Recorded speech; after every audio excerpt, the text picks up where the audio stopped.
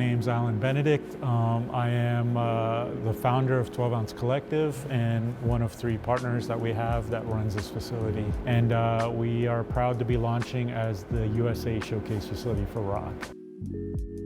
The hybrid I saw as a beautiful extension of what I could do on press with screen printing. It's sort of this kind of beautiful combination where I thought what we could do is just do the types of reproductions that would be impossible any other way.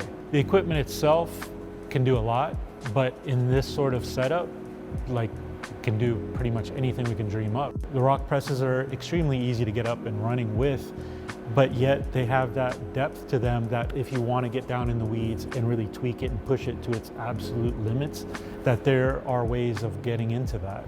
You know, whether you want to do it or not, it's up to the operator, but that's what we enjoy doing here, and so we do a lot of it.